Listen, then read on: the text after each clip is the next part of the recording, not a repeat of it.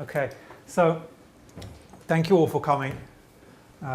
What we have here tonight is the first lecture in a series of events that we're doing, and these are special sessions on human rights and drug policy that we're holding here at the University of Essex. And this lecture tonight is the first of these. It's part of a project that's being done together with the Human Rights Centre at the University of Essex and the International Centre on Human Rights and Drug Policy. And the two have partnered for this project, but many future projects hopefully as well over the next years.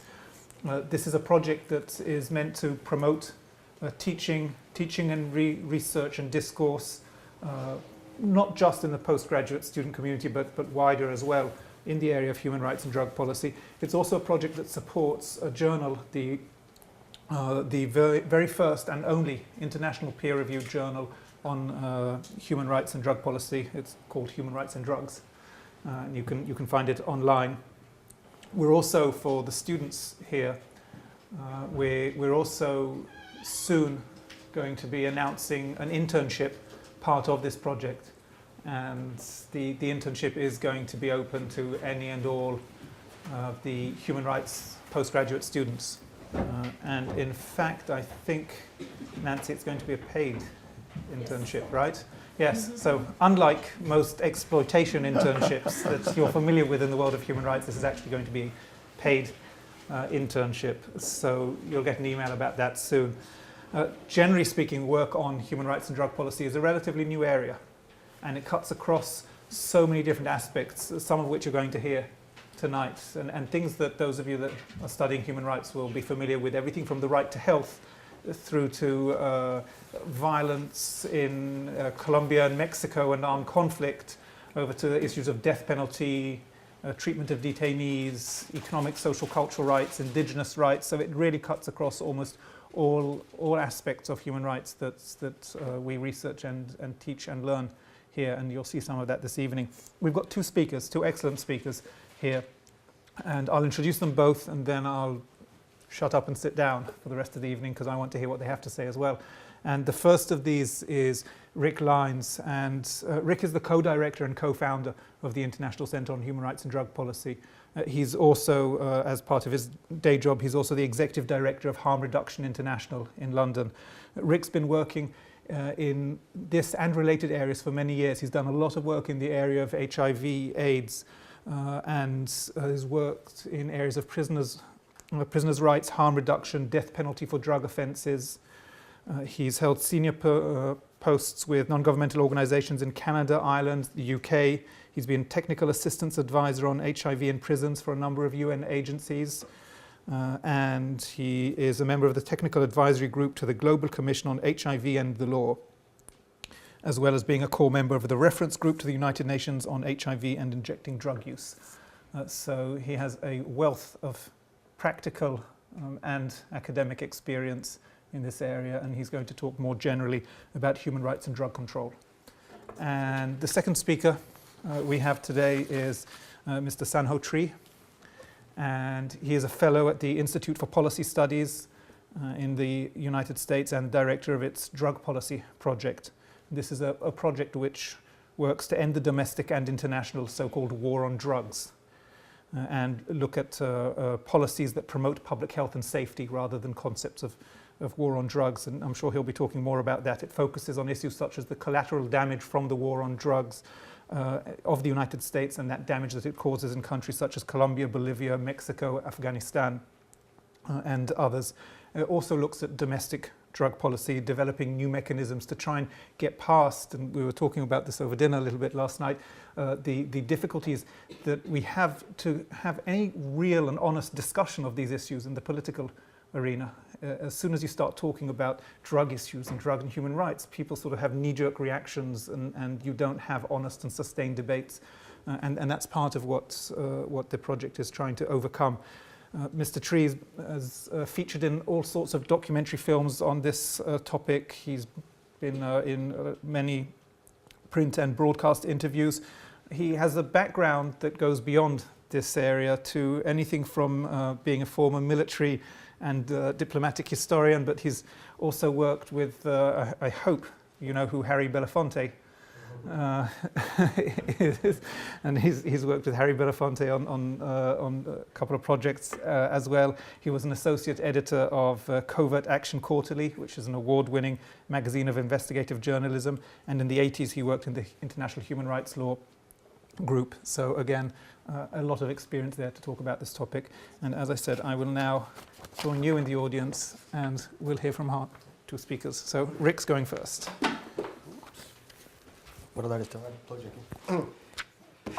Thanks very much, Noam, and thanks for everyone coming out tonight. I'd like to thank Nancy Prudhomme, who's our project director here at the Center for Human Rights and Drug Policy. And as Noam said, this is the first, we hope will be a series of lectures, maybe even evolving hopefully into taught courses on various issues related to human rights and drug policy. I'm going to take about 15 minutes and just try to do a real whirlwind overview of history, law, human rights in the context of drugs. I imagine most of you are human rights students, so you're well familiar with issues related to human rights law and the human rights law regime. I'm going to be talking about a different yet parallel legal regime, which is the international drug control regime, and see where those actually intersect with some of the issues that you might be more interested in terms of your own human rights studies. Start off with a photograph here. The person on your right you probably recognize, Ban Ki-moon, the Secretary General of the UN. Person on your left, I doubt anyone here probably recognizes. £5. Anyone who recognizes him? I shouldn't speak ill of the dead. He actually just passed away a few weeks ago. His name's Professor Hamid Ghodzi.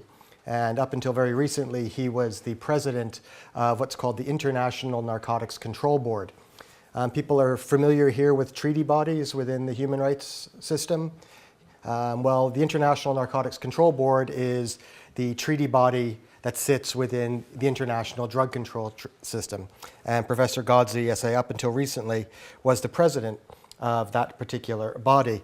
And for many years, people in civil society and non-governmental organizations have been quite critical of the International Narcotics Control Board for its failure to focus on areas related to health and human rights. And there was an interesting exchange just about 12 months ago in Vienna, Austria, where Professor Ghodzi had an open meeting with members of non-governmental organizations who were in Vienna for a UN meeting. And there had been criticism at that time because a member of the Narcotics Control Board, I think it was in Thailand, had been questioned about the board's position on the death penalty for drug offenses. And this particular member of the Narcotics Control Board had replied that the board didn't have any position on the death penalty for drugs, which of course the United Nations is supposedly an abolitionist organization when it comes to questions of the death penalty.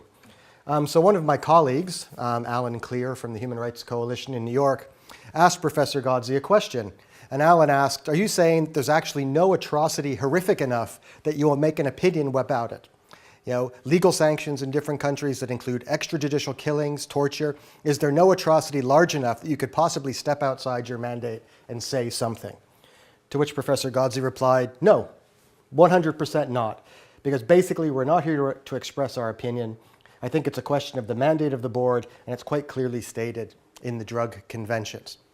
So it's interesting that in this particular exchange, Professor Ghodzi didn't think that the board had a mandate to speak about a very specific human rights issue, which is the death penalty. We know an issue that's addressed within numerous international conventions. Yet in the introduction to the International Narcotics Control Board's annual report that year before, he talked about the people have a right to be free from drug addiction. And I think if you scour sort of the 9 core UN human rights treaties, I think you'll be hard-pressed to find an article anywhere that refers to the right to be free from drug addiction. So when it came to actually offering comment on a very serious and significant issue of international and domestic law, which is the death penalty for drugs, the board would not express an opinion, yet it feels quite free to make up its own human rights and presumably interpret them. And this sort of illustrates a bit about the conflict at the heart of the United Nations on the question of drugs and human rights. On the one hand, the institution is mandated by the international community to promote and protect human rights around the world. It's also the institution that's mandated to enforce the international drug control regime, which we'll talk about. And no point in the calendar is that tension within the system more evident than on the 26th of June every year. In 1987, the UN General Assembly anointed June 26th as the International Day Against Drug Abuse and Illicit Trafficking. This was to coincide with the end of a major UN meeting on drug control. That same day, June 26, 1987, was also the day that the UN Convention Against Torture entered into force. And as we'll see later, that's a particularly resonant moment because of the well-documented cases of torture and inhuman and degrading treatment and punishment related to drugs and drug treatment. But ironically, in addition to June 26 being the Day Against Drug Abuse and Illicit Trafficking, 10 years later, they also, the UN General Assembly, defined it as the International Day in Support of Victims of Torture to recognize the 10th anniversary of the entry into force of the Convention Against Torture. And this sort of tension within the regime led Professor Paul Hunt, which many of you here I'm sure know well, the former Special Rapporteur on the Right to Health, noted that it's imperative in the international drug control system and the complex system of international human rights law that has evolved since 1948 that they cease to behave as though they exist in parallel universes. As in, the human rights side doesn't look at the drug side and the drug side does not look at the human rights side. And unfortunately, that parallel universe very much exists within international law, and it's really part of what our center was set up to try to wrestle with and to hopefully unpick. This tension within the system actually isn't anything new. It dates back to the very foundations of the United Nations itself. This is a picture from the very first General Assembly of the United Nations, and I think it was February 1946, which was held actually in London. And one of the very first items for discussion at that General Assembly meeting was what to do about this man. Anyone recognize him? Franco, very good.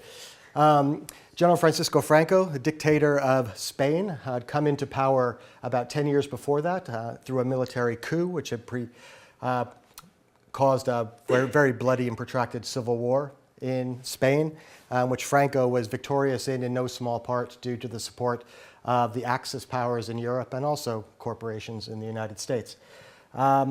But unlike the fascist regimes in Germany and Italy who fell after the Second World War, Franco stayed in power. So one of the first questions on the agenda of the General Assembly was what to do in terms of the relationship between the United Nations as a new institution and the government of Spain, which most of the governments at the time did not recognize as the legitimate government of the country. And so the Panamanian delegation put forward a resolution basically proposing that Spain under Franco be debarred from membership in any international agencies established by or brought into relations through the United Nations, and also be banned from participating in any conferences or activities of the United Nations, unless until the time the democratic government of Spain, which had been deposed, was reinstated. And there were lots of wonderful speeches in the General Assembly. You can read the records, talk of how we cannot recognize Spain while Democrats languished in prisons and that sort of thing. And it passed very, very easily, 46-2. I think there was only a couple of Latin American states who voted against that particular resolution, most likely states probably where war criminals were hiding out at the time. So that was in February 1946. About 6 months later, in Lake Success, New York, we had the third meeting of the Economic and Social Council of the United Nations. And one of the things that they had on their agenda was to look at how to bring under the auspices of the United Nations the pre-existing drug control treaties that had been agreed under the League of Nations. League of Nations being the international institution that predated the UN, but of course collapsed during the Second World War. And one of the first things on the agenda of this particular meeting was this man. Interestingly, only 6 months after the General Assembly had voted almost unanimously that the UN should have no relationship with Spain at all while Franco remained in power, the governments of China, Czechoslovakia, and the USSR, the Soviet Union at the time, proposed that the Economic and Social Council pass a parallel resolution, essentially recognizing the General Assembly's direction, and that Spain should not be included or be invited to be a party to the drug control regime of the United Nations, which would seem to be a logical extension of what the General Assembly had agreed. This was opposed quite vociferously by a couple of countries, in particular the United Kingdom, did not want to exclude Spain from the protocol. My home country of Canada also did not want to abide by this particular resolution. They wanted to continue to work with Franco on issues of drug control, despite the major human rights and other critiques that had happened at the General Assembly. Very interesting debate because, of course, both Canada and the UK within the General Assembly had spoken very well and had actually supported the General Assembly resolution 6 months before. In the end of the day, the resolution actually passed. They agreed not to engage with Franco on issues of drug control. I think the UK was one of the few that voted against it. I think Canada abstained at the time. But again, we can see even from the very first meetings of the UN, there's been this conflict between what we talk about human rights and democracy and how we engage with issues of drug control. This brings us into the modern day. This is the UN headquarters in Vienna. There are 3 UN main centers around the world, the one in New York, which people are probably familiar with, being where the General Assembly is housed. Of course, the center in Geneva, which you're also probably familiar with, where the human rights institutions are housed.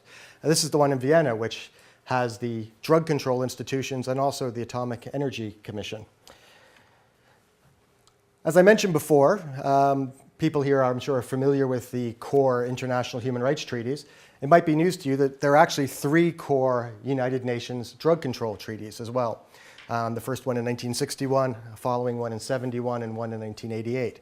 These treaties enjoy almost universal ratification amongst states.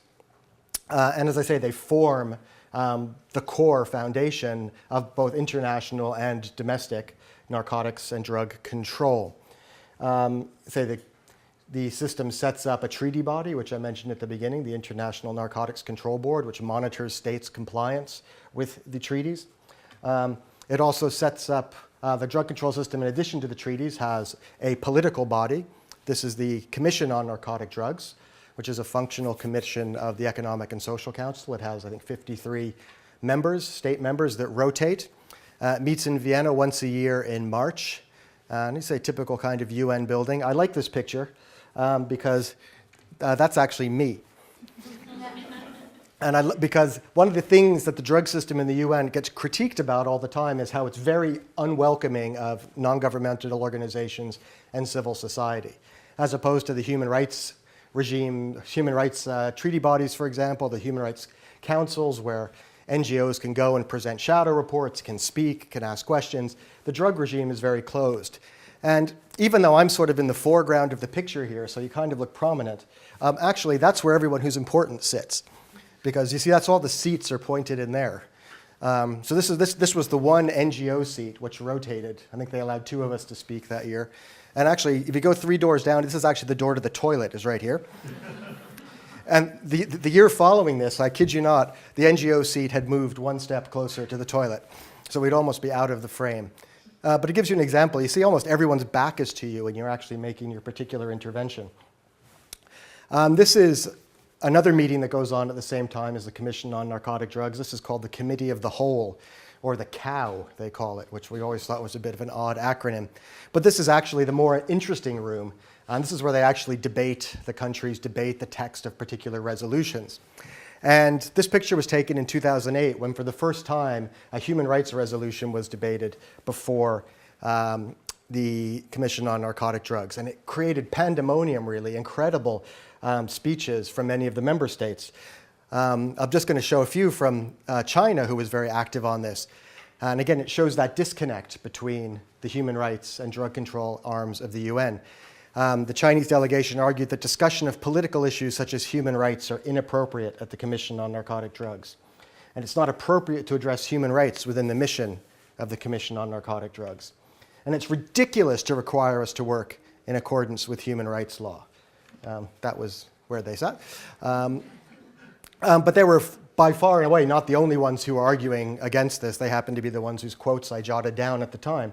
But there were several countries that argued quite vociferously that human rights is done in Geneva, drugs is done in Vienna, and never the twain shall meet. And we see this tension as well even within the core documents. And this is the preamble of the 1961 Drug Convention, the first of the 3 UN drug conventions. This was the convention that was meant to codify the pre-existing League of Nations treaties. We look for the opening lines here.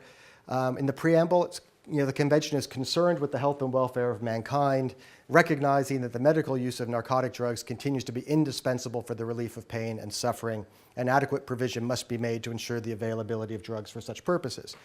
So we see terms such as health and welfare, medical use of drugs, provision.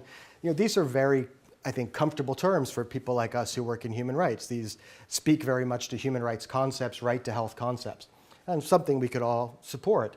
But this kind of humanitarian ethos of the first two lines is sort of immediately contradicted by the following two lines of the preamble, which describes that addiction to narcotic drugs is a serious evil for the individual and fraught with social and economic danger for mankind, and that states have a conscious duty to prevent and combat this evil by coordinated and effective measures. And this has always really fascinated me, because you don't really see the term evil used in international treaties. And I started to look, well, let's look at some other international instruments that seek to prohibit or control or eliminate social or political or economic systems that the international community finds abhorrent, and see what kind of language they use. Well, if we look for the word evil in international law, the Slavery Convention of 1926 does not describe slavery as being evil. The Genocide Convention does not describe genocide as evil. The Treaty on the Non-Proliferation of Nuclear Weapons does not describe nuclear holocaust as evil. The Apartheid Convention doesn't describe apartheid as evil. And of course, the Torture Convention does not describe torture as evil. So genocide, slavery, apartheid, torture are not evil, but drug addiction is evil within international law. So again, what gets us to wonder, when you start to demonize behaviors, demonize health conditions at this kind of level within the international instruments, what is the domestic outcome of that? And it's not even antiquated language from 1961. This was 30 years later from the UN Political Declaration on Drugs. Drugs are a grave threat to the health and well-being of all mankind, the independence of states, democracy, the stability of nations, the structure of all societies, and the dignity and hope of millions of people and their families. I mean, what does that language sound like to you? Does it make you think today of the kind of language you see used around terrorism, for example, in the last 10 years? Very similar kinds of rhetoric in a lot of the documents. So just to conclude really quickly, I mean, what are the human rights consequences at a national level of defining drug use or drugs as an evil that must be fought through coordinated action? Well, one of them is the use of the death penalty for drugs. There's 33 states in the world that have enshrined the death penalty for drugs in legislation. Most of those states don't use it, but those that do execute, we estimate, perhaps up to 1,000 people a year, despite the fact that the UN human rights system has said definitively that drug offenses do not constitute the threshold of most serious crimes for which the death penalty can be legally applied. Question of arbitrary detention for people under the guise of drug treatment. There's estimated to be about 500,000 people around the world who are arbitrarily detained without charge, without trial, in essentially prisons and camps, supposedly for drug addiction, in countries such as China, Malaysia, Vietnam, Russia, India. In many cases, human rights monitors have documented not only abusive practices in human integrating treatment in these centers, but forced labor as well. Torture, cruel, inhuman integrating treatment or punishment. My organization, Harm Reduction International, has documented the practice of judicial corporal punishment in at least a dozen countries around the world, where people can be beaten, caned, or flogged for drug offenses, including in some countries actually relapsing from abstinence-based drug treatment. Something that my organization, as Noah mentioned, does a lot of work on is the right to health for people who use drugs. HIV, we know, is spread very efficiently through the sharing of dirty syringes. That's why in many countries around the world we have programs such as needle exchanges to give people who inject access to clean syringes as a prevention mechanism, or access to methadone, so it's a medicine to take as a substitution for street heroin. But in many countries of the world, people who inject drugs are denied access to that. Just one example that is probably the worst, most egregious example internationally is Russia, where we know we have about 2 million people who inject drugs. Over a third of them are living with HIV as a result of unsafe injecting drug use, and the government of Russia refuses to implement harm reduction programs of any kind. Which leads me to my final slide. Again, This time the person on the left you probably recognize, and the person on the right you don't. The person on the left obviously is the Pope. The person on the right is Mr. Yuri Fedotov, Russian diplomat, career Russian diplomat, who is now the head of the United Nations Office on Drugs and Crime, which within the United Nations family, in addition to leading on issues such as human trafficking, corruption, terrorism, also leads on drug control, obviously, and is also supposed to be the lead agency on what we call harm reduction, HIV prevention for drug users. Mr. Fedotov, as I say, is a career diplomat for the country that is perhaps one of the worst and most egregious violators of the right to health at this point in time when it comes to injecting drug use and the rights of people who inject drugs. And the Catholic Church, for those of you who've been to UN meetings, has played a particularly conservative and unhelpful and even obstructionist role in debates around HIV within the United Nations. Most recently at the high-level meeting around HIV of the General Assembly, I think it was 2 years ago, where the Catholic Church at that meeting opposed basically every mention of anything related to harm reduction or safer sex or sexual reproductive health. And I like to close with just this one quote from Tvedan Todorov, the Bulgarian philosopher. As I said, the title of my presentation at the beginning was the idea of delivering us from evil, looking at the concept of evil within the drug control conventions. And Todorov said, the most frequently recited Christian prayer in the world, the one that begins with an address to God as our Father who art in heaven, ends with a petition fraught with meaning, deliver us from evil. This implies that there's an evil element in human nature from which God can free us, and we pray to him that he will do so. Human beings, as we know, have sometimes been tempted to take upon themselves this purifying role, and we are all well aware of the catastrophic results. So I'd like to thank you very much.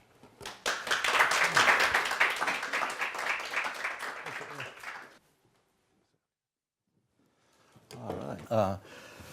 Thank you, Rick. That was a great setup. And thank you, Noam and Nancy, for inviting me and to the International Center and the university as well. I've been working on this issue for about 14 years now, and I think what the problem Rick set up, I think set up beautifully. What should be a rational discourse about this policy? What are some of the main problems? And I want to talk about why this continues to go on. Because this is one of the most interdisciplinary problems I've ever studied.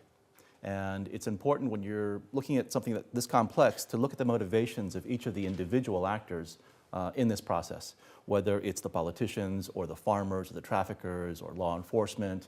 There are lots of different motivations involved. And if you want your adversary, if you want someone to stop doing something, it's important to understand why they're doing it to begin with, right? Otherwise you can't get inside their logic loop and figure out what it is that you need to do to get them to stop. Or even worse, that you might not realize that your current policies are actually increasing the motivations of the people involved in these activities.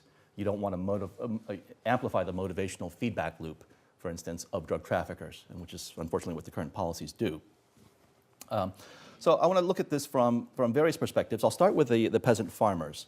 For many years, especially under the Bush administration, the United States carried out an aggressive campaign of drug eradication in countries like Colombia and Peru, Afghanistan. And the debates in the United States Congress were always about the narco-terrorists. We have to go after narco-terrorism. They didn't talk about family farmers. They didn't talk about their motivations or their realities. It was all just evildoers. I mean, just to resurrect that word again. And if you stop and look at what these farmers are doing and why they're doing it, it makes perfect sense from their point of view. They're doing what's in their economic interest. First, these are farmers who live in very remote areas very often, parts of the world that have been historically abandoned by the state. Thank you. That's great. That's good. All right. That's the picture I wanted to show you. Well, for years I talked about lack of infrastructure, what it means to live far away from access to communications, transportation, refrigeration, things that you would need in order to have a viable farming economy and export economy. So these farmers live in remote areas where you could walk for days and not see any sign of the state. If you walked outside of this building and looked around, you'd see signs of the state every direction you looked. You'd see paved roads, running water, electricity, police, hospitals, schools, all these things that make modern life possible. And when you're talking about peasant farmers in these very remote areas, they live in a different reality. This is a main road in the province of Guaviare, Colombia. This is a couple of miles away from the provincial capital. And to get to the southern part of the province, the capital's at the northern tip, to get south, where thousands of families and farmers live, you have to go through these roads. And I took this in 2009 during the dry season. So you can imagine what the rainy season is like. And if you're a peasant farmer, you have to be very, very, very lucky to live, to have a farm near this road. Right? So most farmers are several kilometers away from this kind of infrastructure. And so you can imagine the kind of pathways they have to traverse. And to grow legal crops, which is what we want them to do, to grow pineapples and yucca and hearts of palm, whatever, they have to move that from their farms to these roads and hope that a truck or public transportation will come by, they'll have some money to pay them to transport it, and by the time they get to the nearest town, they have to hope that all their neighbors didn't have the same idea and grow the same crop, because the prices then collapse. So the difficulties of the farmers are not insignificant at all. So for them, you can either grow a couple of hectares of coca crops, in this case, or poppies or cannabis, and transport that. You can transport coca paste, which is easy to make. Coca paste is the intermediary form of cocaine that the farmers will make on their farms in a very crude, what they call laboratories, but it's really not a laboratory. It's a drum of gasoline, and they use cement, sulfuric acid, ammonia, a few other basic chemicals to process the coca leaves, to extract the coca paste. And you get a kilo of paste out of this big harvest. And the paste is what you sell to the traffickers, to the middlemen, who will then refine it into pure cocaine to export. But that paste is a kilo. So put yourself in their shoes. Would you rather transport 1 kilo or thousands of kilos of fruits and vegetables to support your family? So from their point of view, this makes good sense. Now, for the traffickers, what motivates them? Of course, that's money, for the most part. But why? Why is it valuable? What we're talking about are essentially minimally processed agricultural commodities that ought to cost pennies per dose, right? Things like heroin, cocaine, cannabis, they're easy to grow. Cannabis, we call it weed for a reason. It grows like a weed. There's no reason on earth why it should be worth this much money. And for things like cocaine and heroin, they're worth many, many, many times their equivalent weight in solid gold. This is insanity. Put it this way, you can buy a kilo of pure cocaine in the streets of Medellin, Colombia for maybe $1,000 to $1,500, give or take. By the time you smuggled that to the streets of the United States, the cities like Washington or Baltimore or New York, and by the time the dealers take that kilo and they cut it into little gram bags and they dilute it with whatever garbage they cut it with, you can get approximately $100,000 to $150,000 for that exact same kilogram. Okay. So what happened? How did this thing get so valuable all of a sudden? Right? And what the users are paying for are essentially transportation costs, or more accurately, the risks associated with the transportation. And this is the catch-22 of the drug war. The more our politicians want to stop these drugs, they throw more law enforcement at this problem, they increase the risk of the drug traffickers, and the higher the likelihood at each stage of the smuggling process that you might get caught, the longer the potential prison sentence or death penalty you might have to face, or the threat coming to you from law enforcement or your own lieutenants. The higher the risk premium you're allowed to charge the next person down the line, right? And so this is how we turn this relatively cheap and easy to produce agricultural commodity into things that are so priceless that they're worth, people are murdering each other, wholesale slaughter, especially in places like Mexico, because the U.S. border is one of the most profitable borders to cross, right? If there's very little risk, smuggling from Peru to Colombia is relatively low risk. But if you smuggle from Colombia, you have to cross the U.S. border. That's where a lot the value multiplies tremendously. And so as our politicians continue to increase these sanctions, we actually produce indirect price support for drug traffickers. Right? And you would think we also produce a price support for the peasant farmers as well by eradicating excess coca, excess poppies, and that sort of thing. But unfortunately, there's simply too much reserve population There's an inexhaustible reservoir of poor peasant farmers around the world who live in areas that are abandoned by the state, where there's no law enforcement to tell you can't grow a particular crop.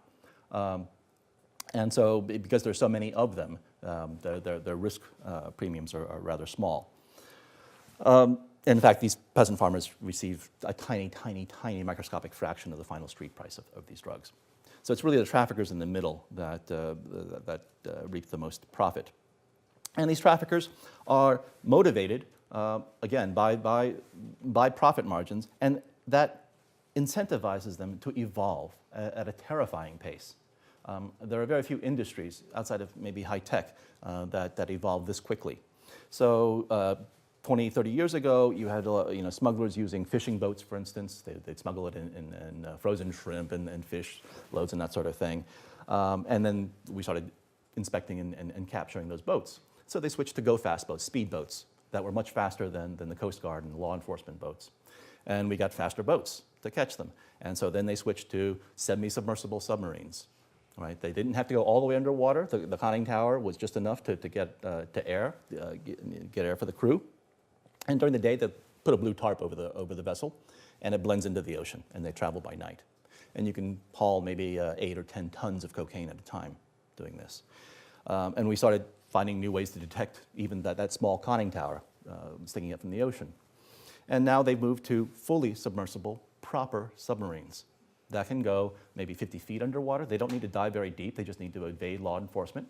And they're using far more innovative materials. They're using carbon fiber, things that the US Navy doesn't use.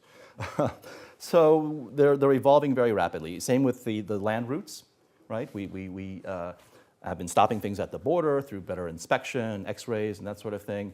So they went under the border. They dig narco tunnels, and there have been more than 100 of them discovered. One discovered last July in Tijuana, Mexico, going underneath to San Diego, was almost finished, and it was incredibly elaborate. They had a rail system, ventilation, electricity, there was concrete on the floor, and they had 40 tons of cannabis on the other side waiting to get to the United States. And those tunnels can also be used to smuggle guns south as well as repatriating cash. So and you can also see how they adapted in terms of land. We built a fence, a border wall, right? And so it didn't take long for the traffickers to realize, well, we just pull up a truck, and we have a steel ramp that'll go right over that wall. And so they did that initially. Then they realized, well, there's also these slits in the wall to let wildlife and wind and that sort of thing pass through. It's about 4 inches wide. And soon we saw smugglers adapt, and their drug packages became 3 3/4 inches wide. Just hand through the wall, through those slots. Then they switched to catapults. I mean, Roman technology, right? They're just catapulting this stuff over the fence, and the person on the other side picks it up, and there you go, you've crossed the border. And they've also switched to the air route. They've gone from small planes initially, and then they would buy old DC-3s or even old jetliners and use them for one-way missions. The profit margins were so high they could just crash land them on the other side and offload the drugs. And now they've adapted to with ultralights, with these small little hang glider type airplanes that carry a couple of 100-pound payload, but they go underneath the US radar, but over the fence, over the wall. Right? So we see this constant evolution, and it's a losing proposition. I mean, one DEA official said, "Look, you try finding about these narco submarines." He said, "You try finding something the size of a log floating in the Pacific Ocean. These are vast territories. It's very difficult to interdict this stuff. And we only capture a small portion of it." From the point of view of the drug warriors, why are they? What motivates them? And this is a complicated question, because there are a lot of people I've talked to within law enforcement who've been doing this for many years, and privately they tell me it doesn't work. And they don't, but perhaps, we can't stop at the border, but if you talk to the money laundering officials, that's where you do some damage. Then you go talk to people who do the money laundering enforcement. They say, oh God, this is hopeless. Money is designed to be a medium of exchange. We can only track so much of it. But if you do eradication, source country eradication, destroy the stuff on the ground, we know where it's growing, that'll do the trick. Then you talk to people who are doing the spray programs and the forced eradication, and it's as effective as shoveling water, basically.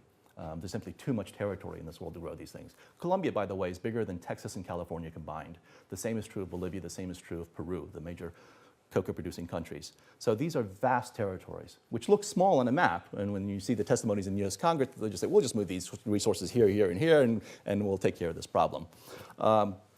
Easier said than done. Now, but even though they might privately dissent with the drug war, publicly, their public statements, especially the key bureaucrats who are responsible for testifying in front of Congress, their motivations are very varied. As with most bureaucrats, budget is a big factor. We spend more than $25 billion a year federally in the United States on the war on drugs. We spent more than $1 trillion in my lifetime fighting the war on drugs. And these translate into jobs. And careers, and these people live in congressional districts, and so members of Congress will do whatever it takes to fight to keep jobs in their district. And so the drug warriors then are very keen to keep a lock on the doctrine. Only they know what is the right thing to do, how to run this drug control system. Only they know the proper way to attack the cartels and to do these kinds of things and their coerced treatment and whatnot. Doctrine is key to securing your budget, right? And defending your turf, your bureaucratic turf. And the various bureaucracies fight each other, are quite competitive over these budgets. So doctrine is a way of preserving your career and promotion in your budgets. They also like to keep the same meaningless metrics they've been using for decades now to signify progress. That is to say, they look at how many hectares of crops have we eradicated in Colombia? How many kilos of cocaine have we stopped? How many kingpins have we locked up? But these metrics are not unlike body count in Vietnam during the Vietnam War. I don't know if you're familiar with that, but basically if you just count the numbers, if you don't look at the motivations of what's causing these people to do these things, then you're basically picking off a few of them, but there's a whole ready replacements willing to take their places. Also, the drug warriors end up creating more efficiency in this market. Right? The drug economy evolves under Darwinian principles, selection of the fittest. And year after year, decade after decade, as we escalate the war on drugs, the kinds of people we typically capture are the kinds of people who are dumb enough to get caught. No offense if anyone's ever been arrested for anything here, but the slang expression on the street is that the dealer who uses loses, right? You'll get careless, you'll get sloppy, you get apprehended eventually. And that's somewhat analogous to what happens at the macro level, that the traffickers we end up capturing are the ones who are the least efficient. They make operational mistakes. They get too violent. They get involved in turf battles and rivalries. They spend money, they're too flashy. And those are the ones we end up picking off. But the end result of that is that the people we typically miss, by and large, tend to be the ones who are the most efficient, the most adaptable, the most innovative. So we've been creating, breeding super traffickers, if you will. That's the end result of this. You can't hope to win a war on drugs when your policies see to it that only the most efficient operations survive. And not only do they survive, but they thrive because, again, we've done two things indirectly to help them. Number one, we've eliminated their competition for them. We've picked off their rivals, the clumsy traffickers, and allowed the most efficient ones to take over that market share. And we've tried to constrict the supply of drugs on the street while the demand remains high or even increases, thereby driving up prices for these people. Right? So it's a symbiotic relationship, actually. If you look at the relationship between drug warriors and drug traffickers, neither one can make a reasonable living without the other. Right? Without the war on drugs, these traffickers are basically transporting minimally processed agricultural commodities that are cheap to produce. And without drug traffickers and without the war on drugs, these bureaucrats and these drug warriors have to find another line of work. And so there's, in some ways, I mean, the people who want this drug war to end the most, or the least, are the drug traffickers themselves, in my opinion. They also end up reducing barriers to entry. So the drug warriors, they go after kingpins. It looks great on television. You know, President Calderon in Mexico did this for 5 years, parading kingpin after kingpin that they've captured on national television in front of the drugs they've seized and the weapons and that sort of thing. And it's great for politicians.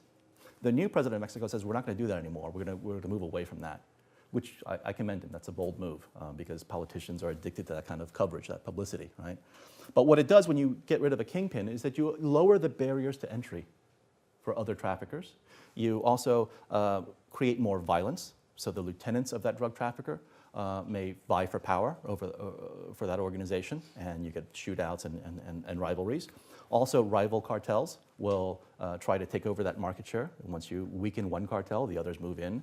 And so this policy of attacking one after another basically makes sure that they never establish or reestablish that equilibrium they once had. Drugs have been smuggled through Mexico to the United States for many, many decades. Why is it only this past 5 years we've seen a spectacular rise in violence?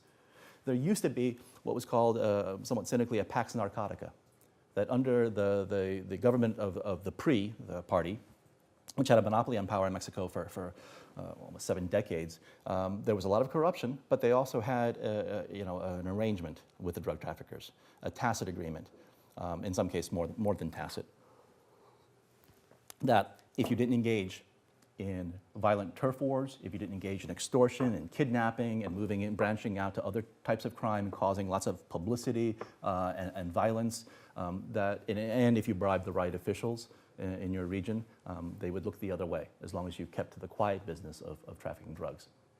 And so what current policies do is basically ensure that they will never find that kind of equilibrium where they'll be at the end of a turf war, right? Their turf wars have a beginning, a middle, and an end.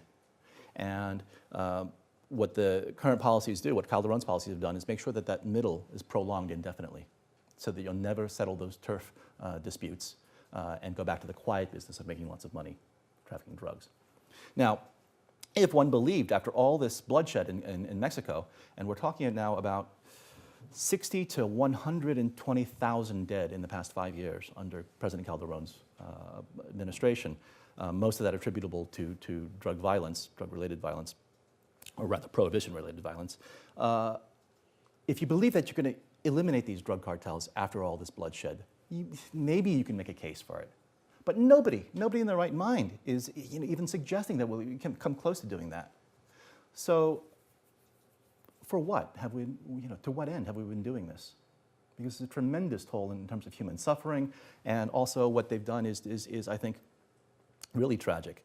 In addition to all the human, tragedies in Mexico, the other victim, the other thing that got destroyed was the social contract, the idea that the state could provide some minimal predictability and security so that people go on with their lives and business and things. And that prohibition-related violence got so spectacularly out of hand, it demonstrated to everyone that the state was incapable.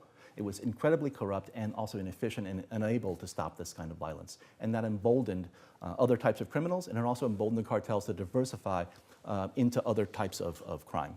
So now we have human smuggling, we have extortion, kidnapping, all these things. So it's a general breakdown of order, and that takes a long time to repair that kind of damage. It's very easy to burn the social contract. It's much more difficult to build up people's confidence that the state is once again able to establish order. And that's what Colombia's been living through for many decades now, and I fear that Mexico is now in that same trajectory if they don't do something very quickly. But throughout this, a lot of the drug warriors that I talk to find ways to rationalize it. They may know that their particular efforts aren't going to succeed, but they say that, well, for every kilo we stop, that's some drugs at least that won't be getting to our kids, right? These are not, by and large, bad people or evil people. No one wakes up in the morning, or very few people wake up in the morning thinking, I feel really evil today. Smithers, find me a dog to kick. We all think that we're doing something for some greater purpose, even though we have to go through some intellectual gymnastics sometimes to rationalize these things. Now, from the point of view of users, I guess people have more familiarity with that. And most use is not problematic use, and that should be made clear. But in terms of problematic users, I think a lot of what I've seen around the world can be attributed to problems that are rooted in what I call the PDA problem. Not personal digital assistant like my iPhone, but rather poverty, despair, and alienation are at the root of so many social problems, including a lot of the reasons why people self-medicate or cultivate illicit crops. And those are much more profound problems to address, and politicians, by and large, don't like to tackle those kinds of problems, because if you're a politician and you identify a problem, people then look to you for a solution, and it's far bigger than any single politician can address. There is no substitute in the end for building a healthy society, and that's something we've neglected to do for decades, particularly in the United States, and as well as austerity, I think, also it takes its toll. And it's important also to recognize that, all use is not abuse, and abuse is not necessarily addiction, and those are different things and they need to be treated differently. But we have a one-size-fits-all solution very often in many societies because of politicians. And when you get to the point of view of politicians, what motivates them, and why are they so reluctant to address these problems? Even at the UN level, you see the kinds of games they're playing. And yet privately, when I talk to them, and I've met with maybe 300 or 400 congressional offices now over the years in Washington, and both liberals and conservatives, Republicans and Democrats, when the doors are closed and they think no one's listening, then there's a whole different conversation that takes place. And they'll admit to me that they think this drug war is a failure, this will never work. But they can't come out and say this publicly. And in fact, when you see the formal votes, the recorded votes, they very often vote in favor of the drug war, when privately they told me they didn't believe it would work. And that has to do with the political process in the United States, and it also applies to the rest of the world, but there are things about it that make it particularly nasty in the United States. That is to say, our method of campaigning has degenerated in the past 20, 30 years. It's gone straight into the gutter, and it's become much more efficient at attacking and damaging and holding the various parties and factions hostage to extremists, while at the same time our political mechanisms haven't been able to compensate for that kind of dysfunction and extremism. And part of the problem is that the solutions to many of the drug-related problems and many other complicated problems in the world are counterintuitive. That is to say, the obvious solution, the knee-jerk solution of getting a bigger hammer or just hitting them harder, being tough is not the same as being effective. In fact, it's very often the opposite, right? As we talked about earlier about prohibition economics. And this is one of my favorite speaking props I use when I talk to elected officials, right? To demonstrate the problem with counterintuitive solutions. You've seen these things before, the Mexican finger trap or Chinese finger cuffs they're called, right? The harder you pull, the stucker you get. And that's the problem with drug prohibition, that the more we escalate the drug war, the stucker we get. And it's counterintuitive to think that, well, if you relaxed or even if you pushed in a little bit, that's how you extricate yourself from this problem. Because at the end of the day, particularly in the US system, where you can't hide behind the parliamentary party, you rise or fall on your own, right? Democrats and Republicans can vote against their own party very often. And that means that if they dissent on things, you can't hide behind the party and say, I was just following orders and the party discipline, but that you can be attacked individually. And these negative campaign ads, these smear ads, are effective, they're cheap to produce, and they're very difficult to counter. That is to say, you can, one of my favorite popular philosophers, I think, put it well. You've probably heard of him, last name Simpson, first name Bartholomew, right? Bart Simpson runs for class president in an episode of The Simpsons. And he begins with an attack speech against his opponent. And he says, my opponent says there are no easy answers. Well, I say he's not looking hard enough. This is the problem we have with politics in Washington and also internationally as well. That, put it this way, the Prime Minister of Luxembourg was talking about a different controversial issue at home about trade. But he said, look, we all know what needs to be done. We just don't know how to get reelected after we've done it. That's the problem with drug policy. Right? That you could, you can run an attack ad against your political opponent if you want to unseat them in an election very easily. I could say, let's say, Rick here was representing northern or suburban Maryland, and I wanted to unseat him. I was a right-wing Tea Party kind of guy, and I would say, Congressman Lyons doesn't care if your kids are addicted to drugs. He knows where the drugs are coming from. They're coming from Colombia. They're coming from Mexico. Those governments asked us. They begged us to fight this war on drugs. He refused to approve that aid. Come on, folks. We all know where the drugs are coming from. Send me to Washington. I'll approve this money. We'll go down there and clean up this mess, and I'll protect your kids.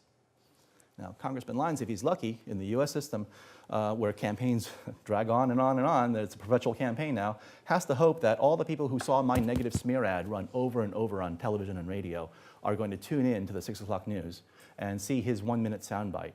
If he's lucky, he'll get a minute, to counter my complex arguments. That is to say that the ratio of expenditure, and campaigns are very expensive in the United States, of attacker to defender is so grossly disproportionate that it's very difficult to get members of Congress to take up controversial issues, third rail issues.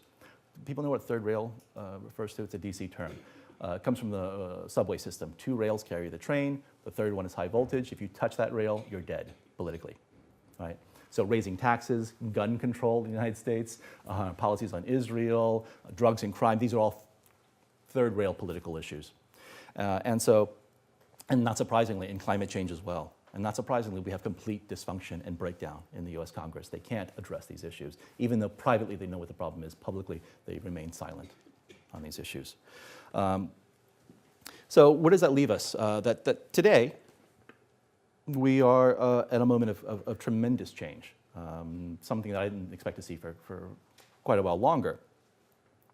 But we have now the Global Commission on Drugs. We have Kofi Annan, and we have former presidents of Mexico, Colombia, Brazil. We have current presidents and heads of state of Colombia, of Guatemala. They're coming out, and Uruguay, coming out against the war on drugs, calling for a reevaluation. This is unprecedented. It used to be that it wasn't difficult to find former officials, retired law enforcement people, and retired politicians would speak openly about this. But now we're seeing people who still have skin in the game politically coming out and against these policies. We have now cannabis legalization in the state of Washington and in Colorado. And many other states are now looking at these models and will have their own initiatives or legislation to legalize and regulate and tax cannabis. This, I think, is a monumental shift because this is not just something that affects the United States. This now creates political space for other countries and other parts of the world to stand up to the United States, which has been one of the biggest bullies on the war in terms of the international drug war, to say, look, your own citizens are turning their back on these policies. They're clearly not working. And you can't justify, you can't rationalize shoving these policies down our throats because there's all sorts of clawback and reprisals the US has codified in terms of drug certification and penalizing states that don't cooperate with the United States. It's an incredibly oppressive and imperialistic policy that even our own State Department is embarrassed and wish would go away. But Congress wants to make political speeches and grandstand, and so we have this perpetual problem. So this is rebellion in Latin America. There's tremendous shifts happening, and so that's it's hard to predict a tipping point except in hindsight. But I think there are ways that you can manufacture tipping points that may be inchoate, that already exist, but people are afraid. So one of the solutions I've worked on is based on something Oscar Wilde once wrote. If you want a man to tell you the truth, give him a mask. Right? Can we give legislators a temporary mask to get their honest opinion on something for a change? So for this 15-minute non-binding procedural exercise, could we, for instance, have a straw poll? Again, I don't support making laws in secret or through anonymous votes, but for a straw poll to get a sense of the body, you can get some very surprising results. And I think the UK Drug Policy Commission did something similar. They surveyed all these MPs, and 3/4 said the drug war is a failure. It isn't working. And how many of them would say so in public, in front of the cameras? But privately, if you give them some cover, they'll be much more honest. And that produces then a tipping point that was already there, but it's been deeply, deeply closeted. In the United States, I'd like to talk about it as imagine yourself in a convention of gay closeted Mormons. Everyone's terrified. They'll find out that you're gay, but in fact, you're a majority in the room. And once people know that, it changes the discourse in the room, right? So if you had this kind of anonymous straw poll at the Commission on Narcotic Drugs in Vienna, for instance, which operates on the Vienna Consensus, the famed Vienna Consensus that they're so proud of, which, in my opinion, is a thoroughly coerced consensus because it's a public consensus. It's about posturing, and it's about not ticking off powerful nations that might have ways of reprisals and that sort of thing. It's good enough to elect the Secretary General, a secret ballot, same with the Pope. Why wouldn't you want people to be honest about what they believed? And instead we have this kabuki theater in Vienna that we go through every year. So that's one way to do it, but I'm always looking for different ways to kind of neutralize the polarity of that third rail of politics, because we're now running out of time on so many issues, not just gun control, not just the economy, but also climate change. And so we have to develop mechanisms to compensate for this kind of degeneration of our political system. And so I think I should leave it there, and we'll try to take some questions and see where we go with this. So thank you very much.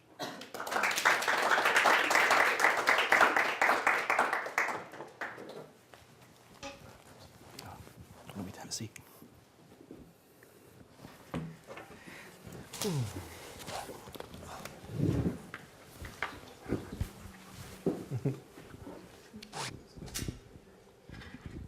Hi, thank you for your talk. Are you American? Yes. Okay. As a fellow American, I'm wondering if you could just be a little bit more specific on the policy proposals that it sounds like you've put to specific members of Congress, just so I have a clearer idea of the measures you're speaking of. Also wondering if you could speak to the involvement of the American military in like very on the ground involvement in eradication and those sort of activities. Okay. There are lots of different proposals. This is an incredibly complex problem, and different drugs and different situations require different solutions. And so there's no one single proposal. But in terms of having genuine basic rural development in a lot of these regions would be one step, for instance, rather than punishing them and using spray planes and crop dusters to destroy their crops. You have to give them some reason and some ability to support their families. In terms of the criminal justice reforms, reforming sentencing, those kinds of things, cannabis regulation, I think we're beyond the tipping point now in the United States. We now have more than 51% of the general public in favor of it now. And generationally, we can't even find a member of Congress who can claim, it's very difficult now to find a political candidate who can claim to have been drug-free their entire lives. Right? I agree with the drug czar. Cannabis is a gateway drug. It's a gateway to becoming president.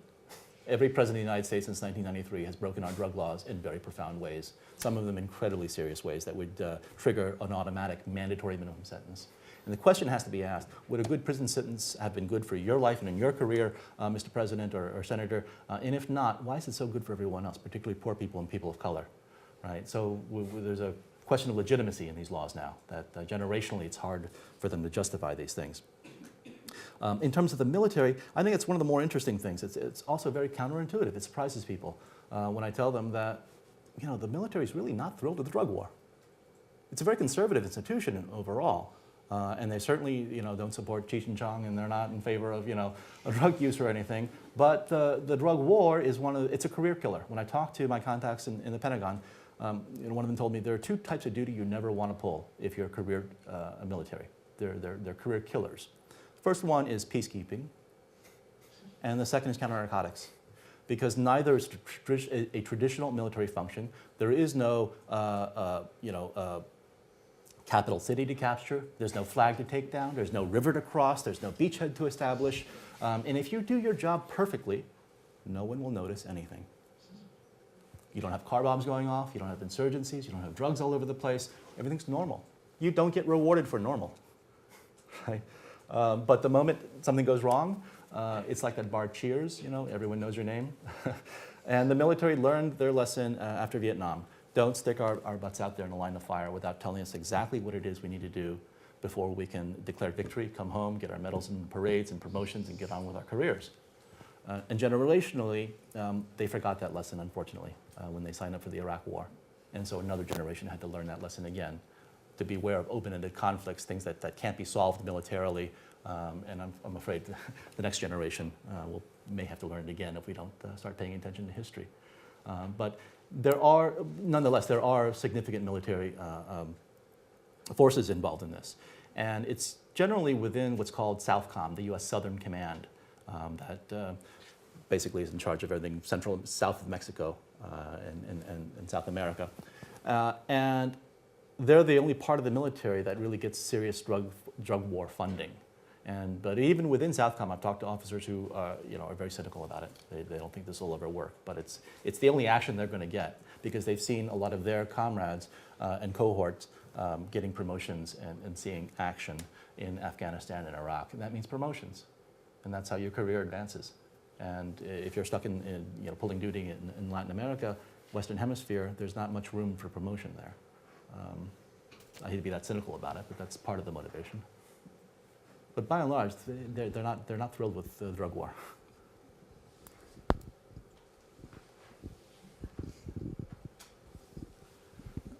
I have a question for Rick, and a lot of this is actually after listening to Sanho and some of the thoughts that come up. I wonder, Rick, for you in your work, whether, and this is, I guess, both a strategic and a personal question in terms of how you view it, whether you think there's almost a tension between the notion that actually the whole sort of war on drugs is a failure. We need to be thinking more of various routes of legalization and or decriminalization and so on, versus the more, let's call it, symptomatic approach of, well, there's a problem over there of detention.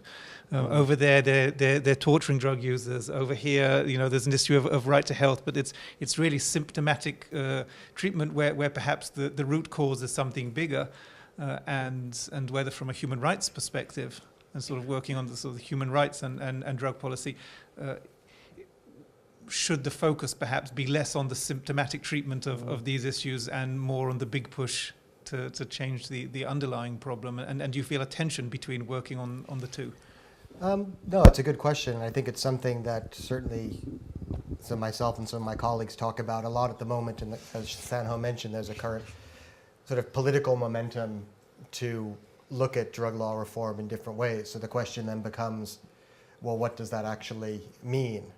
And I think one of the first things you see when you sort of look at different states who are interested in opening up drug law reform is drug law reform often means different things to all those countries. So a good example is recently the government of Bolivia denounced the 1961 Drug Convention. The 1961 Drug Convention has an article in it which prohibits the traditional indigenous use of coca. And within the Andean Aboriginal cultures, coca is a traditional crop. It has traditional uses. It has traditional medicinal uses. Make tea with it. And Evo Morales, the president of Bolivia, himself comes from indigenous communities, has a background in growing coca. And so he was very dedicated to saying, well, we need to remove our obligation under the 1961 convention to criminalize coca growing amongst indigenous populations, because it's not linked to the drug, manufacturing cycle. It's not linked to the drug industry. It's a traditional indigenous crop which exists in a traditional and very specific context. And so what Bolivia did just within the last couple of years is they denounced the 1961 convention and then immediately, 30 days later, re-ratified the treaty, but with a reservation on coca. And this prompted a lot of debate in some quarters. But of course, like any treaty, when you issue a reservation to the treaty, other states that are party to the treaty can choose to oppose you issuing that reservation. And it was interesting because one of the countries that opposed the reservation was Mexico. So on the one hand, for example, you have the president of Mexico, as Sanho was saying, talking about trying to take a different way towards dealing with drugs and opening up options of drug policy reform.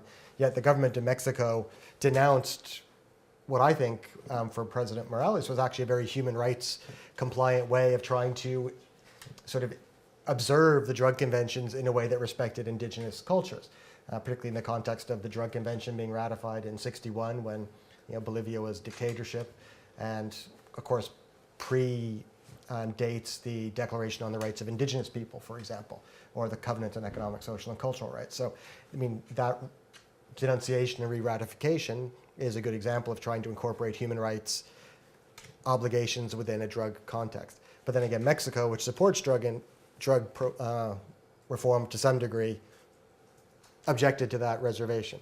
Or you see that with European countries, for example, that are very big on things such as harm reduction, which is I work in like health programs for drug users, but at the same time I'm often be very critical of Latin American countries' approaches to drugs.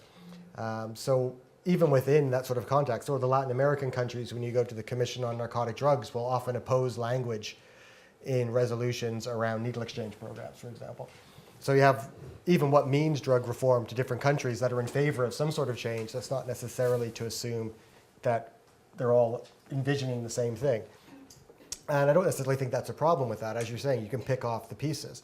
But then the question, I think the risk becomes, do you end up driving one particular way, and does that then subsume a more total analysis of the situation?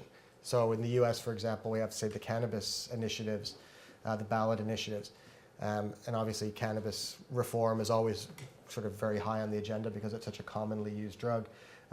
But the question then, if cannabis reform takes on the mantle of drug reform, is that actually a good thing? Or does that mean that drug reform happens more broadly in all these kinds of ways Sanho's talking about? Or does that mean that we have some sort of cannabis regulation and it cuts off any broader discussion of other kinds of drug policy reform?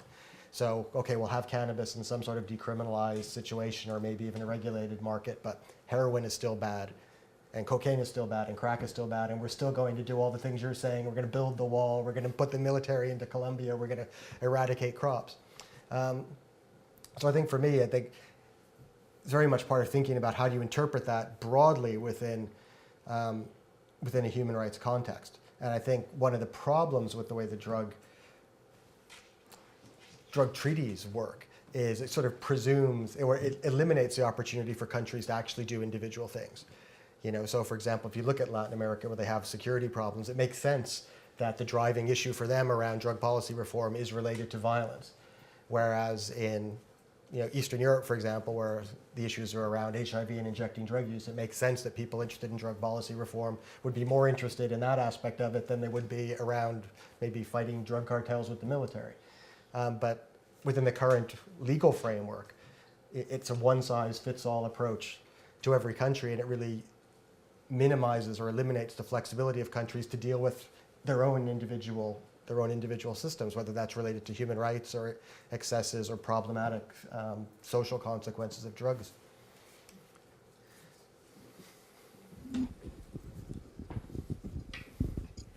Thank you. Well, just a comment first regarding to the militarization. Well, in my point of view, is the beginning. It's so clear that this doesn't have a role to play in this drug war. But certainly when you realize that there are proofs that most of the integrates or individuals who are part of these cartels or criminal drugs have been trained by militaries as well. So in those cases, which could be the best result? And here comes my question. Which can be the role of the police? Which kind of approach, which kind of activities could they follow in those cases? And sorry, another question as well. Well, it is a fact that in Latin America, drug war has its own characteristics, its own identity. Sorry, I have just wrote it because it's difficult. But this is because it has a deep link, not only with the political and historical characteristics of each of the states in the region in Latin America, but also because the specific relationships between the states. And in this case, what do you think about the regional cooperation in this area to face this phenomena? It's interesting, this idea of the military versus police function and corruption. Drug prohibition, in my opinion, is an equal opportunity corrupter. That is to say, the profits are so extreme, and the salaries, particularly in many Latin American countries, of law enforcement and the military are so incredibly low that the traffickers can easily bribe their way and get whatever they want. They don't have to fight overtly. right? There are, the saying is, plomo o plato. Do you want silver or do you want lead? Do you want a bullet or do you want a bribe? And in countries like Mexico and Colombia, where the impunity rate for politically motivated killings is above 90% or 98% historically, these kinds of threats are not taken lightly. These are not idle threats. They will kill you if you don't take the bribe. So is that corruption? I don't know. Depends on how high up you are on that chain, I guess. If you are doing it simply because you have no alternative and you want to see the sun rise the next day and see your children the next day. But there are also people at the top who don't need to take these kinds of bribes, who are thoroughly corrupted. So when I go to talk to congressional staffers, I'll sometimes joke and say, look, can you name me the last Mexican drug czar that wasn't on the payroll of the cartels? It's harder to find the exception, right? So that the training is something that is fungible, right? So the United States helped train the Mexican special elite counter-narcotics forces, including what became the Zetas, who are the most feared and the most violent. I mean, there's spectacular violence going on in the drug war in Mexico, but the Zetas are, they're clearly above all the others in terms of the brutality. And a lot of them some of them, the initial founders, were trained either directly or indirectly by U.S. Special Forces, and they took that training and adapted it to their own needs, and they recruited more people from the police and the military and others and gave them that specialized training. And so this is the story that we need to be very careful about who we train, because if you can't guarantee their loyalty at the end of the day, you've given away the game. Right? It only takes one or two bad apples, particularly if they're in a strategic place within the bureaucracy, to be able to give away the game to the traffickers. Right? And sometimes it's very high. You can vet all the colonels and majors and captains you want, but if it's the general, or if it's the attorney general, or it's the vice president that's on the payroll of the cartels, all they have to do is sit down at the morning briefing and say, okay, tell me, what are we up to next? Who are we hitting next? And you've lost it, right? And so, so whether it's police or military, well, I think it's a law. Domestic law enforcement should not be a role of the military. They're not trained to enforce laws. But on the other hand, the police, and particularly in Mexico, terrible corruption problem, and they're underpaid. But if you decriminalized, if you ended drug prohibition, you would take most of the profits would evaporate from this industry. So that solves, to a great extent, a lot of the violence, the drug-related violence problem from the cartels. But on the other hand, it becomes a public health problem, which it is one way or the other, either way. And so I think that's the way we should go, is to approach this as a public health problem, but also to look at the roots of why people are engaging in self-medication and trafficking. And again, that is rooted in poverty, despair, alienation. These are things that need to be addressed in and of their own. Did I address your question? Cooperation, regional cooperation. That's very difficult because you're talking about funding, and there's a lot of gaming involved. If Mexico's getting this money, Guatemala wants a little of the money, then Honduras sees that, and Honduras says, well, we get it. And so it's hard to incentivize cooperation when a lot of bureaucratic incentives are for regional or personal or bureaucratic aggrandizement. You may not believe in the game, but it's money, and that's the only money around, so people start believing in the game.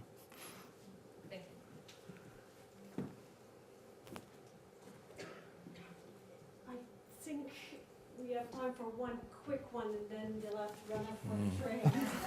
Sorry. You've talked about heroin, cocaine, and the crack, but with the new change in drug production, with chemical drugs becoming a big issue, what's going to be put in? Or are you already ahead of the game there, or what's going to be put in place to encounter that? Well, I mean, in terms of trafficking, I mean, I guess, well, I mean, first of all, I mean, there's always been obviously laboratory-produced chemicals. The second of those three drug conventions, the one in '71, is specifically about,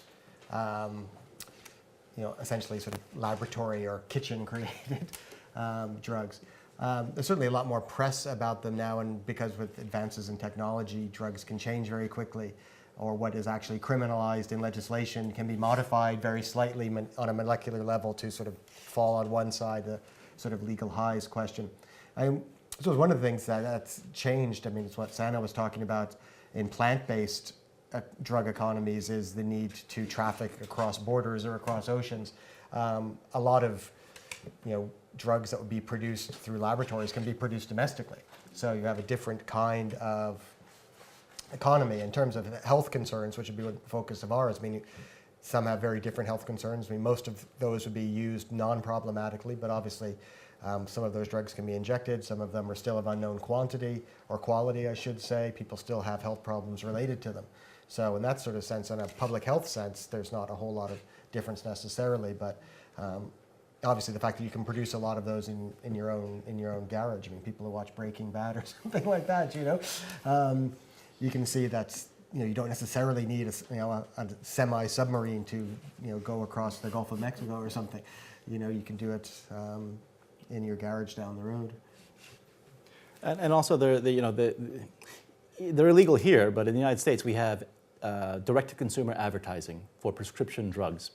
And they saturate our airwaves. And there are drugs for this and that. Go bug your doctor, pester them to give you this drug and prescribe that drug. And it's very troubling. It creates a pill culture. That was something that was unheard of when I was growing up in the United States, and now it's commonplace. And it's 24/7. And if you look at these drug ads, they're required to list a lot of the negative consequences. So for a 1-minute ad, 2/3 of that may be just symptoms that are negative symptoms. Yeah. Right? They're required to do that. Yeah. With a lot of these club drugs and designer drugs and synthetics, they call them bath salts. They're not regulated as a pharmaceutical because they're not for human consumption. They're plant fertilizer or whatever you want to call them. But do you see any warnings on any of those things? It's problematic for me to a great extent in that in the United States we have this obsession with drug testing now. Testing children, testing all kinds of, military and just for jobs and security clearances, you get drug tested. And what it does is, rightly or wrongly, people think that they can have a better chance of evading these drug tests if they avoid cannabis and use these so-called legal highs or newer drugs.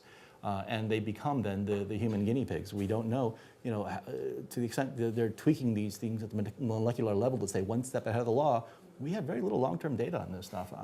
I would be very hesitant to volunteer as a human guinea pig for people who fly-by-night operations, who stay on the label, not for human consumption. You can't sue them. You can't hold them accountable for anything. Think about it. Thank you. Well, I'd just like to thank again everyone for coming, and especially thank both Rick and Sanho for 2 excellent presentations. As mentioned, those of you that want more information, we're doing more and more work. We're developing this area here at the university. So approach me, approach Nancy if you want to know more about this, and we will be, as I said, also advertising the internship on this. But mainly right now, let's just thank both our speakers.